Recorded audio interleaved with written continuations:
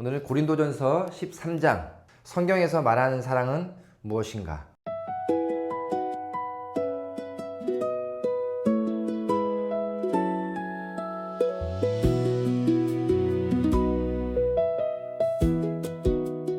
우리 오늘 고린도전서 사랑장이라고 많이 알려져 있는 장이죠. 마지막 절은 아마 기독교인들이 운영하는 가게 내지는 다양한 선물로 만드는 명판들에 가장 또 많이 주어지는 글귀가 아닌가 싶어요. 믿음, 소망, 사랑 이 세 가지는 항상 있을 것인데 그 중에 제일은 사랑이라. 그래서 또 기독교는 사랑의 종교라고 하죠. 하나님은 사랑이시다. 내 이웃을 내 몸같이 사랑이라. 사랑을 늘 이야기하는데 우리가 이 사랑이 무엇인지 구체적으로는 좀 없는 것 같아요. 추상적인 개념으로 있는 것 같습니다. 사랑이 무엇일까요? 사랑하는 거죠. 이렇게 사랑하는 거예요. 뭔지는 알겠는데 그걸 우리의 언어로 구체적으로 어떻게 설명할 것인가라고 하면 조금은 성경적으로 고민해 볼 필요가 있는 부분이라고 생각이 들어서요. 오늘의 말씀은 성경에서 말하고 있는 사랑은 무엇인가라는 질문을 가지고 함께 고린도전서 13장을 이야기해 보고 싶습니다. 먼저 성경의 말씀 1절부터 마지막 절까지 한 목소리로 읽어보도록 하겠습니다. 아멘. 우리 고린도전서 13장은 당시 고린도 교회의 문제를 명확하게 지적하고 언급하면서 사도 바울이 자기의 주장을 핵심적으로 펴는, 그래서 사실 다양한 생각이 있겠지만 고린도전서를 통으로 볼 때 한 장을 뽑아서 주제를 골라라고 하면 저는 13장이라고 생각이 듭니다. 당시 교회에 편지를 쓰는 목적이 가장 잘 드러나 있고 무엇이 문제이며 어디로 향해야 하는지를 명확하게 이야기하고 있습니다. 그런데 비단 그것은 고린도 교회에 속한 문제만이 아니라 지금 2026년을 살아가는 저와 여러분, 우리가 교회라는 이름으로 살아가고 내지는 교회라는 형태에 모이고 한국 기독교로 얘기하는 거창한 그런 슬로건 앞에서도 이 성경 구절을 통해 배우고 돌아봐야 할 것이라고 생각이 듭니다. 사랑이라는 건 우리가 알다시피 아가페라고 많이 쓰이죠. 근데 사랑은 총 4가지의 헬라어가 있는데요. 그 중에 사도 바울은 의도적으로 아가페라는 말을 씁니다. 그래서 이 아가페가 무엇인가는 고린도전서의 4절, 5절, 6절, 7절에 나와 있습니다. 근데 가만히 보면 사랑은 오래 참고 온유하며 시기하지 아니하며 자랑하지 아니하며 쭉 이야기를 우리가 읽어본 것처럼 읽어보면 보통 우리가 사랑은 무엇인가라고 하면 사랑은 누군가를 사랑하는 거예요. 또는 사랑의 감정, 사랑의 표현 이런 것들 얘기 많이 하면 사랑은 어떻게 표현하는 거니까 안아주는 겁니다. 입을 맞추는 겁니다. 손을 잡아주는 겁니다. 누군가에게 기대도록 해주는 겁니다. 누군가를 뒤에서 이렇게 믿어주는 겁니다. 이제 사랑은 선물을 베푸는 겁니다.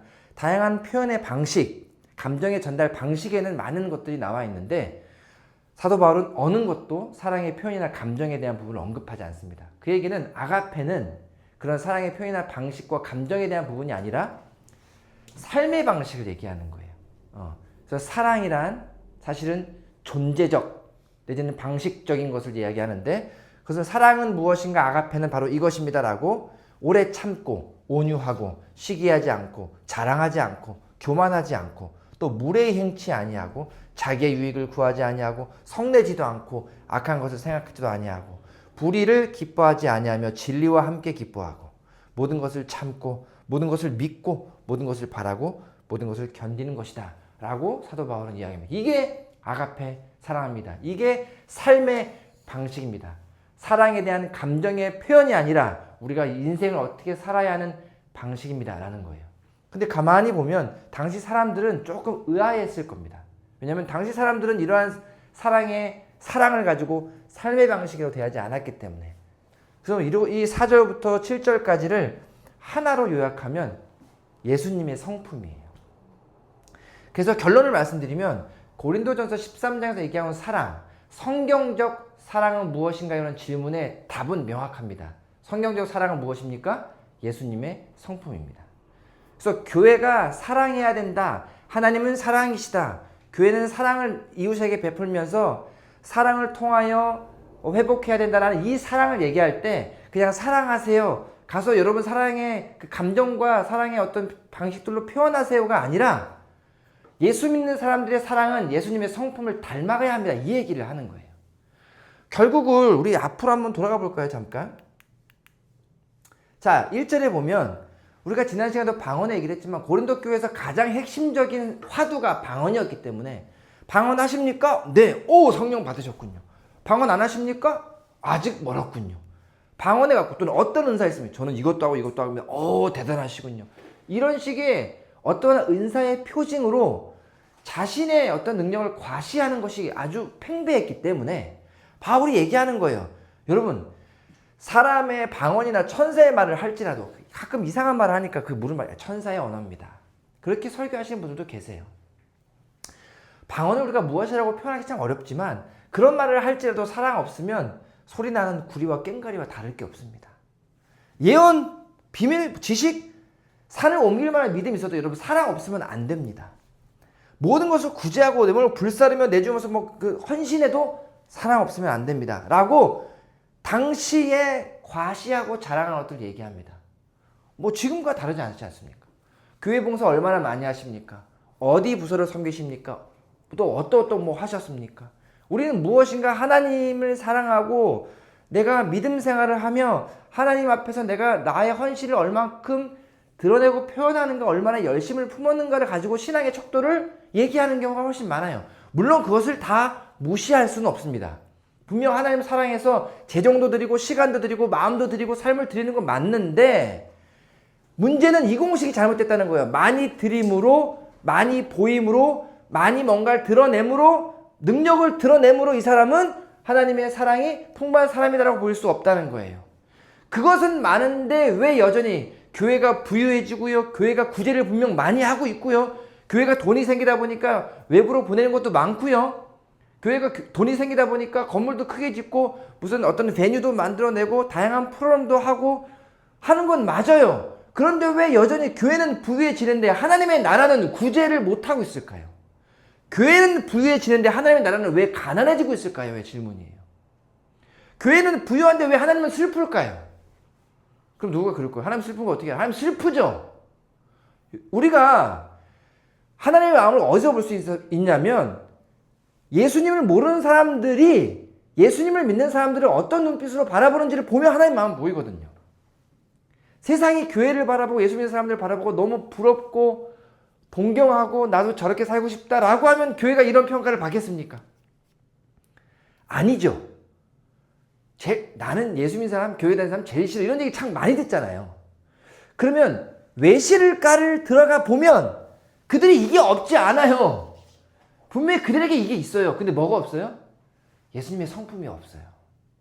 근데 이건 우리가 고린도전서 13장을 조금만 더 깊이 이해하면 노력할 수 있는 것 같아요. 교회가 이걸 많이 강조해 왔거든요. 이걸 강조하면서 교회가 부흥하고 커지고 맞아요. 믿음 품어야 하고 하나님 나라를 위해서 뭔가 헌신하고 노력해야 될 맞아요. 그런데 오늘 성경의 마지막 구절에 믿음, 소망, 사랑이 있는데 그 중에 제일이 사랑이라고 할 때 사랑을 나중에 말씀드리겠지만 사랑을 강조할 때 우리는 이 사랑을 많이 강조하지 못한 거예요. 좋아요. 집사님 방언 좋아요. 믿음 좋아요. 근데 예수님의 성품을 가진 상태로 해야 돼요 라고 계속 강조했어야 돼요. 구제 좋아요. 예수님의 성품을 가진 상태로 해야 돼요. 그거 아니면 다 안 돼요. 오히려 긁어서 부스름 만들어요. 왜냐하면 우리가 무엇인가 하나님 나라 위해서 헌신하잖아요. 그러면 솔직하게 얘기합시다. 하나님 저 이쁘죠? 하나님 저 잘했죠? 그리고 진짜 믿음은 너무 크신가 보다 이렇게까지 하시고 그러면 아니에요 돌아서면서 어때요? 아무도 없는 때 내가 그래도 오늘 또 한 건 했어. 이거 있잖아요. 우리한테 솔직하게. 제가 늘 고백하지 않습니까? 하나님 앞에 정직한 마음으로 설교를 준비하고 내가 먼저 은혜 받아서 그거 하긴 해요. 그런데 선생님 피곤하신가? 뭘 설교가 오늘 좀 그래? 그러면 아닌 것 같지만 표정 관리 엄청 해야 될걸요? 그런데 별로 준비도 안 했고 그냥 그런데 설교가 좋다고 그러고 막 은혜 받았다고 하잖아요? 그럼 어떤 줄 알아요? 아닙니다 하면서 입니다 하고 가요. 차 속에서 막 찬양이 흘러나오면서 오늘도 한 건 했다. 사람이 진짜 무섭거든요.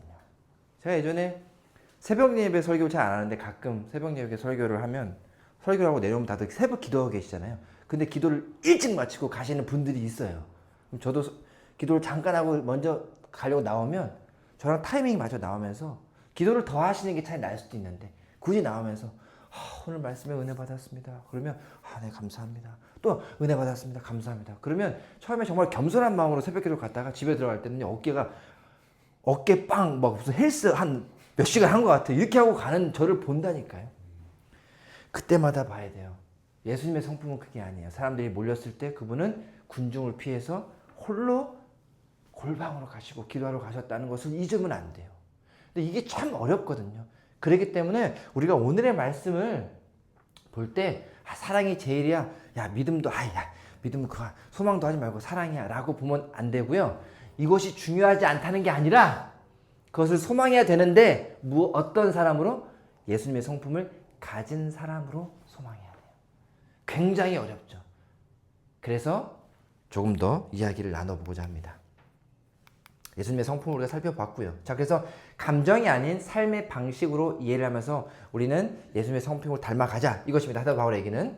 자, 그런데 사도 바울이 12장과 여러분들 다음 주에 14장을 보겠지만 12장도 은사에 대한 얘기를 되게 많이 하고요. 14장도 마치 그렇습니다. 그래서 14장, 12장, 14장이 은사에 대한 부분이거든요. 근데 바울은 이 은사에 대한 부분을 양쪽에 놨을 때 가운데 의도적으로 사랑을 넣는 거예요. 그래서 이 바울이 언제나 글을 보면 참 똑똑한 사람이고 의도가 있는 사람이라는 거 보이거든요.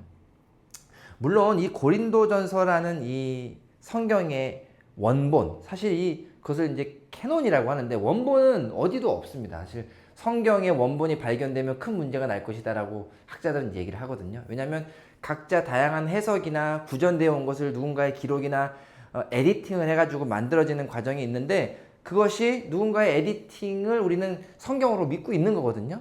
근데 그게 다 알고 보니까 잘못됐다라고 하면 다 문제가 됐었잖아요. 그게 과거에 한 번 있었어요. 베드로전서 중에 베드로후서를 성경에 넣을 것인가 말 것인가에 대한 얘기를 참 많이 했다고 해요. 그래서 한때는 성경에 빠져 있었대요. 근데 나중에 다시 들어간 거죠. 그러면서 성경 66권을 어디까지 할 것인가에 대한 논의를 계속 해오면서 시간이 지나서 지금은 이제 꽤 오랫도록 66권이 동의가 된 겁니다. 그런데 캐톨릭이라든지 몇몇 교회 가면 외경이라고 그래가지고 여전히 논쟁이 되고 있는 것들을 성경처럼 읽고 하기도 해요. 근데 뭐 그것은 우리가 성경이라고 해서 66권만 하나님의 말씀이 아니야. 하나님의 말씀으로 규제할 수 없죠. 하나님이 곧 말씀이시기 때문에 그 하나님의 말씀, 하나님의 철학, 하나님의 생각, 하나님의 인품, 하나님의 성품을 우리가 배워가기 위해서 예수 믿는 사람으로 자라가고 아까 표현한 어린아이가 아니라 장성한 분량까지 자라가며 예수님을 닮아가는 것을 우리가 기대하는 거지 어떤 말씀대로 요대로 살아냈느냐 안 했느냐의 문제가 아니잖아요. 그래서 성경 한 절 한 절에 매몰되면 안 되이긴 하지만 이 지금 발견된 성경을 이렇게 장수로 나눠서 이해를 돕기 위해 에디팅이 됐다는 거죠. 그러니까 사실은 사도 바울이 의도적으로 이렇게 썼다라고 볼 수는 없겠지만 학자들은 지금 사도 바울이 이렇게 편지를 나눠 썼을 것이다 라고 한 장 한 장 나눠둔 걸 저희가 보고 있고요. 그 중간에 12장, 13장, 14장 오면서 중간에 껴있다는 거예요. 그러니까 뭐 장은 아니어도 은사 집중하면 안 됩니다. 사랑이 중요합니다 라고 다시 은사로 가는 거예요. 그 얘기는 우리가 어떤 것에 문제를 받았을 때 그 문제에 대해서 문제 인식을 하면서 설명하고 그 문제를 해결하기 위한 어떤 해결책을 제시하고 그리고 다시 그 문제를 다루잖아요. 그런 관점인 것 같아요. 이 은사에 대한 것이 화두가 되다 보니까 여러분 은사가 자랑할 부분이 아닙니다. 하나님 우리에게 주시는 은혜의 선물입니다. 그걸 기억해야 돼요. 그거보다 더 중요한 게 예수님의 성품을 닮아가야 돼요. 예수님의 성품 사랑은 이런 거예요. 그게 사랑이에요. 사랑 때문에 예수님이 죽으신 거예요. 사랑 때문에 우리가 그 사랑을 받은 거예요. 우리도 그 사랑 때문에 그 사랑을 이뤄내야 돼요. 그거라는 건 이렇게 사랑하는 성품이에요. 이 얘기를 설명한 이후에 그렇다면 여러분 은사를 어떻게 봐야 합니까? 라고 다시 한번 얘기를 하는 거예요. 다음 주에 살펴볼 부분입니다. 그러니까 고린도 교회에는 은사는 많고 예수님의 성품이 없었다는 거예요. 그러면 어때요? 은사가 많았다는 얘기는 되게 또 감사한 일 아닙니까?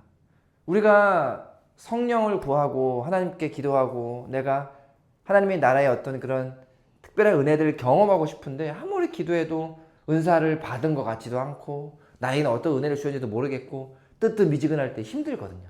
근데 충만하고 뜨거울 때 또 막 어느 날 기도했는데 막 방언이 막 터지고 또 막 환상이 보이기도 하고 또 내 안에 막 평안과 기쁨에 이게 충만해가지고 어떻게 주체하지 못하고 막 이런 일들이 생길 때 기쁘거든요.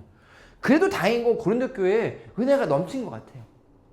사람들이 우리 그거를 귀하게 여겨서 천국은 침노하는 자이고 그러잖아요. 귀하게 여겨서 막 그거를 사모하는 거예요. 요즘에 은사 사모하시는 분들은 없을 수도 있어요. 뭐 교회 안 가, 뭐 예수님 안 믿어 이런 사람도 있을 수 있잖아요. 그러니까 우리가 이것을 나쁘다고 볼 수는 없는 거예요. 그러니까 바울은 그거 나쁘다고 생각 안 해요. 좋은데 성품이 없기 때문에 문제가 생겼다는 거죠. 그러니까 지금의 시대도 은사를 다 폐해야 된다. 은사 집회하면 안 된다. 이런 차원으로 가면 안 되고요. 이거를 회복해야 된다고 봐야 돼요. 그게 건강한 거예요. 주제기는 또 어떤 분이 댓글을 다셨어요. 방언 얘기하니까. 방언에 굉장히 좋은 어떤 단어를 써요? 방언에 되게 좋은 것이 있습니다. 어떤 단어를 썼는데 그게 기억이 안 나요. 방언에 되게 좋은 것이 있기 때문에 저는 그거 좋다고 생각합니다. 그러나 설교자가 어떤 의도인지는 압니다. 동의합니다. 이런 글을 쓰셨더라고요. 그래서 저도 방언합니다. 저도 방언 기도가 유익한 거 너무나 잘 압니다. 그러나 그게 전부라고 여기면 안 되는 것 같아서 말씀을 드립니다. 그러니까 동일하게 여기는 부분이 이것을 얘기하면서 방언 받으면 방언은 마치 평가절하돼야 된다. 방언이 전부가 아니다고 얘기하는 것이 방언은 아니다라고 오해되는 것도 잘못된 거죠. 은사 여러분 간구하시고 소망하시고 품으시고 간직하시고 은사 많이 사용하시면 좋겠습니다. 더 많은 은사를 또 누리시면 좋겠습니다. 그러나 결코 놓치지 말아야 될 예수님의 성품을 버리지 않았으면 좋겠습니다. 그거보다 더 많은 노력과 소망함으로 예수님의 성품을 닮아가기를 노력하고 힘썼으면 좋겠습니다. 그게 바울이 우리에게 하는 이야기입니다. 자, 그렇다면 오늘의 말씀을 조금 이해하기 쉽게 결론 지어서 우리가 마음에 간직하고 살아냈으면 좋겠는데, 예수님의 성품을 닮아가는 우리 삶의 방향성을 마지막 13절에 그런즉 믿음, 소망, 사랑 이 세 가지는 항상 있을 것인데 그 중에 제일은 사랑이라 라고 얘기합니다. 자, 먼저는 능력이 아닌 성품으로 살아가야 된다는 바울의 권고예요. 지금 믿음과 소망이라는 것을 우리가 조금 지금의 시대로 조금만 생각을 해보면, 믿음을 무엇을 강조하는 거냐면 믿음은 은사와 강조되어 있는 것 같아요.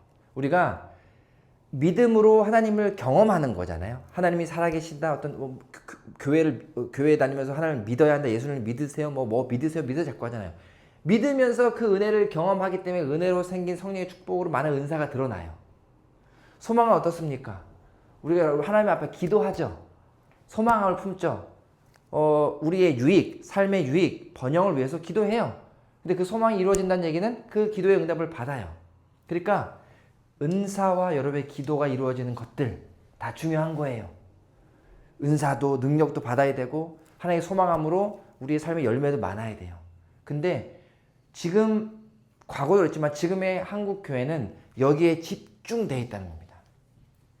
신앙생활 열심히 해서 내가 신앙의 레벨을 올리고 신앙생활 열심히 해서 내가 조금 더 좀 고차원적인 남들은 경험하지 못하는 어떠한 그런 영적인 세계를 누리며 신령한 것들을 보고 다양한 은사를 통해서 내가 영적으로 당신보다 우위에 있어 하고 싶은 분들이 많아요.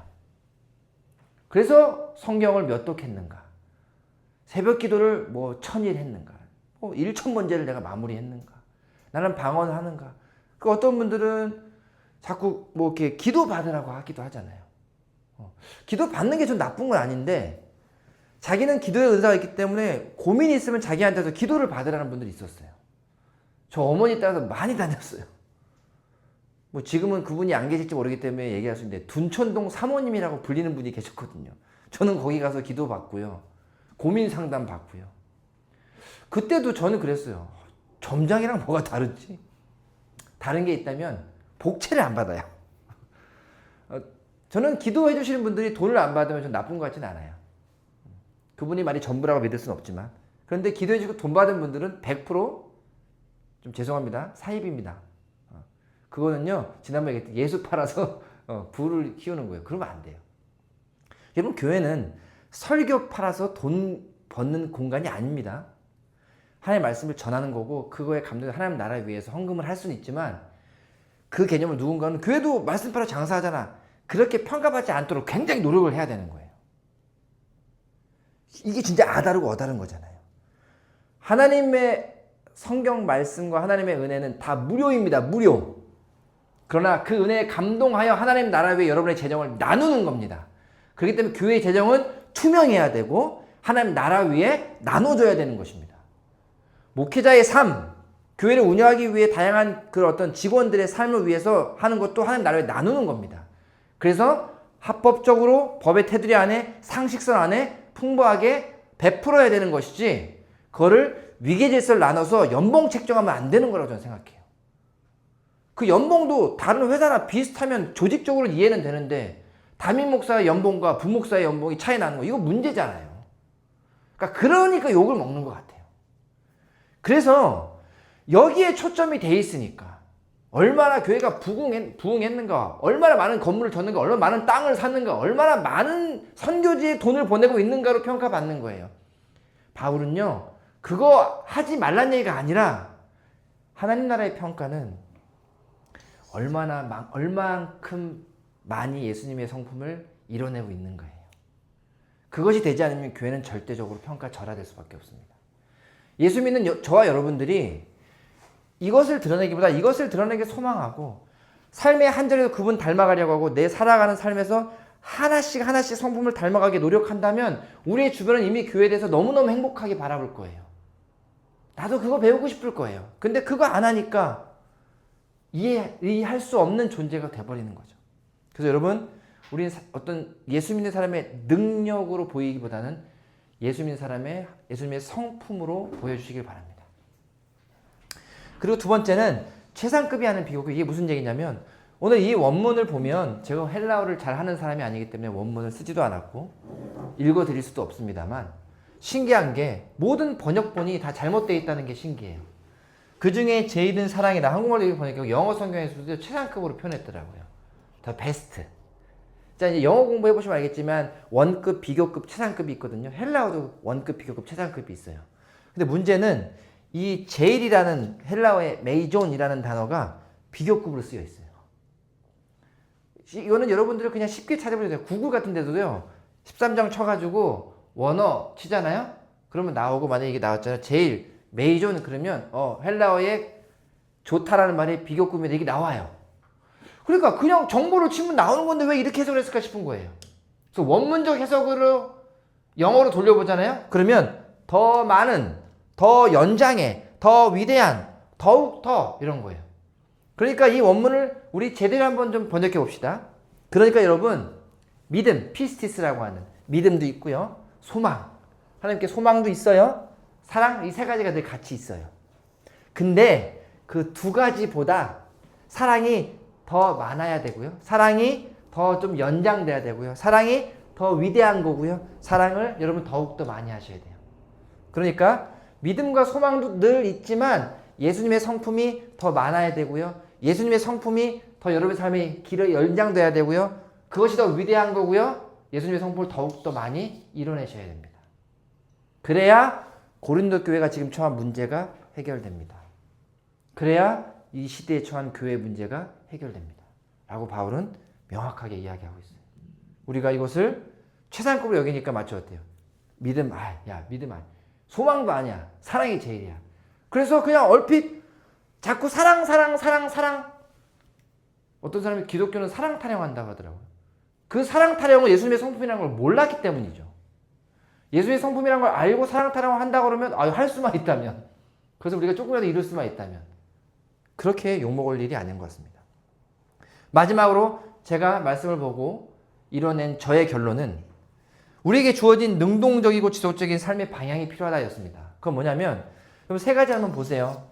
믿음과 소망과 사랑과 생각을 해보면 뭐가 좀 차이가 나요. 믿음은 여러분이 이루시는 겁니까? 하나님이 이뤄내시는 겁니까?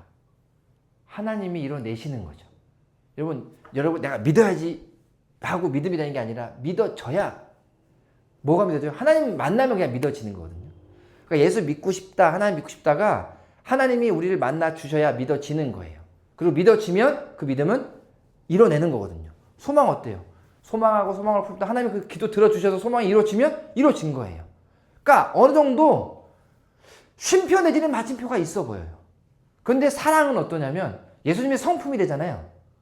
이건 이루어가는 거예요. 그래서 아까 고린도전서에서도 어린아이가 어린아이 땐 애기만 쓰다가 장성하면 바뀐다라고 하면서 우리의 성품이 자라가야 돼. 자라가는 중간에 일어나는 은사들도 있고 있어요. 하지만 예수님 만나고 예수님의 성품에 도달하고 나면 그거 다 필요 없다는 거예요. 예수님의 성품을 이뤄내면 은사보다 더 위대하고요. 소망을 이루는 것보다 더 위대한 소망, 그분이 소망 자체시기 때문에. 그래서 우리가 예수님의 성품을 닮아간다는 건 굉장히 능동적이어야 돼요. 그리고 지속적이어야 돼요.